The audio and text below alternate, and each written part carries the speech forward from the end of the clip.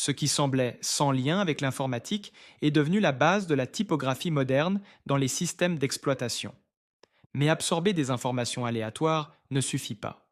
Pour que ces connexions se fassent, vous devez disposer d'un système pour organiser et traiter ce que vous apprenez.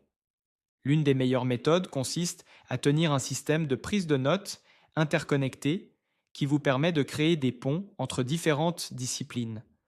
Au lieu de stocker des faits isolés, vous construisez un réseau de concepts liés, révélant des schémas invisibles jusque-là.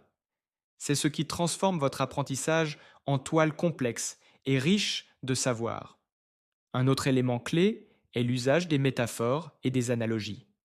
Les grands penseurs de l'histoire ont toujours utilisé les métaphores pour expliquer des idées complexes, car elles révèlent des relations inattendues.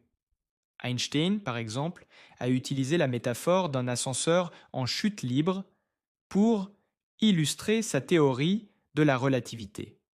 Les meilleurs auteurs bâtissent des mondes entiers à partir d'analogies inspirées du réel.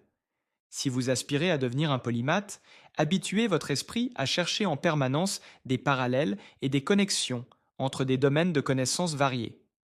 L'un des moyens les plus efficaces de renforcer cette compétence est d'apprendre activement à partir de plusieurs disciplines en même temps.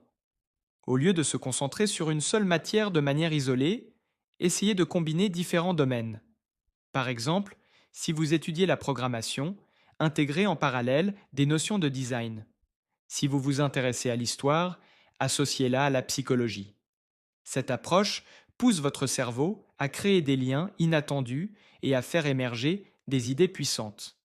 Ce qui accélère réellement ce processus, c'est la pratique intentionnelle de la résolution de problèmes en mobilisant des connaissances issues de domaines variés. De nombreux polymathes célèbres se sont distingués parce qu'ils étaient capables de transférer des solutions d'un champ à un autre complètement différent.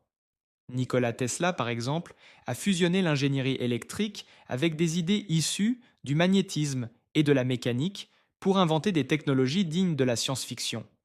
Richard Feynman, l'un des physiciens les plus renommés du XXe siècle, était célèbre pour avoir utilisé la musique et l'art comme outils pédagogiques pour expliquer des concepts de physique quantique. Cela nous amène à un point essentiel. Devenir un véritable polymathe nécessite de créer, pas seulement de consommer. La connaissance ne devient puissante que lorsqu'on l'utilise pour produire quelque chose de nouveau. Qu'il s'agisse d'écrire, de dessiner, de coder, de composer de la musique ou de construire quelque chose, l'apprentissage doit évoluer vers une création active. Au bout du compte,